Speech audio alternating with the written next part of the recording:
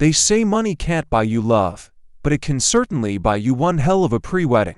The world's 1%ers are currently nursing their hangovers after 3 ostentatious days in India spent celebrating the upcoming nuptials of Anne and Ambani, the youngest son of Asia's richest man. The event, which reportedly cost $120 million, was an ode to excess.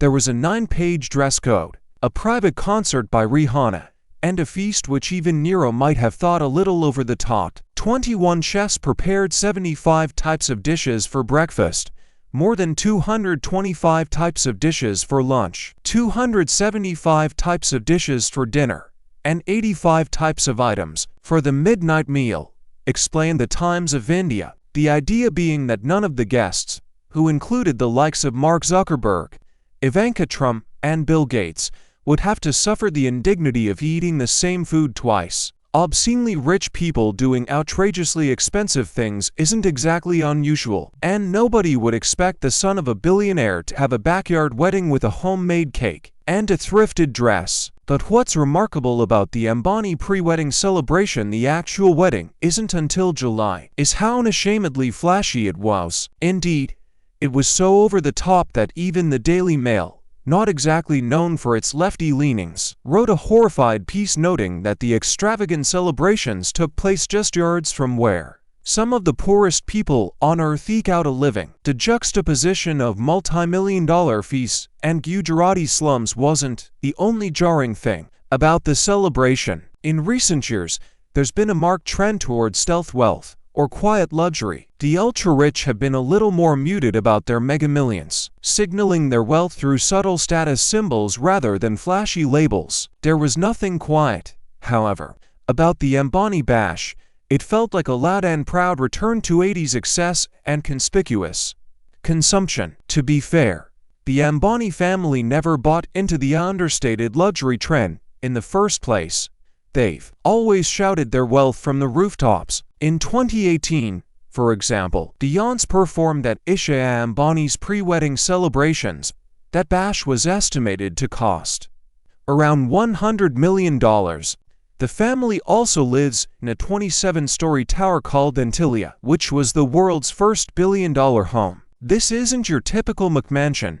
It has 3 helipads, a 168-car garage, and a snow room where you can cool down among artificial snowflakes. It also has 9 elevators, which is fitting, because the place took bling to a whole new level. This is a gated community in the sky. The author Gin Prakash said, as Antilia was being built, overlooking the slums of Mumbai. It is in a way reflective of how the rich are turning their faces away from the city. Still, while the Ambanis have always splashed their cash, this wedding does feel like it marks a shift in the zeitgeist. It wasn't just the bride and groom embracing ostentation. Even Zuckerberg and his philanthropist wife Priscilla Chan, who have made a big song and dance about how they want to create a more equal world, weren't afraid to show their materialistic side. A viral video showed the pair wing-and-ing over the groom's own $1 million Richard Mille watch. "This watch is fantastic," Chin enthused. "That's so cool," Zuckerberg agreed, then added, "You know, I never really wanted to get a watch, but after seeing that, I was like, watches are cool." Zuck wasn't the only tech bro going viral. Bill Gates, who is also vocal about how he wants to save the world, posted a video of the internet-famous tea seller Dully Chaiwala serving him chai. I think Gates thought the video was a cute celebration of innovation, but the whole thing gave off somewhat uncomfortable colonial vibes. Inequality, supercharged by the pandemic, is at extreme levels, and the wealth gap continues to widen. We live, Oxfam recently noted, in a decade of division, with crisis after crisis widening the gulf between an oligarchic few and the vast majority. Aren't those oligarchic few worried about rubbing their riches in the faces of the vast majority? Aren't they worried about the optics of feasting in luxury, or even middle-class Americans struggle to afford groceries? They've certainly been warned that they ought to be worried about the optics of inequality. At an event in London last year, members of the global elite were told there was a real risk of actual insurrection if inequality continued to widen, and they should watch out for pitchforks and torches. If the garishness of the Ambani pre-wedding demonstrates anything, however, it's that those born with silver spoons in their mouths aren't particularly worried about pitchforks. And why would they be? They've all got underground doomsday bunkers to hide away in if things go pear-shaped.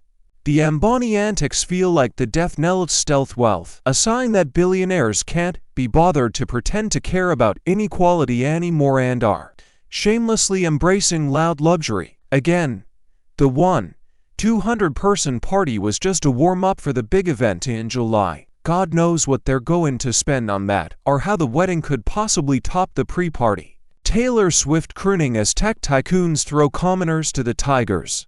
Bonfires of $100 bills, young blood transfusions to perk partygoers up after a long night of dancing. We poppers can only wait and see.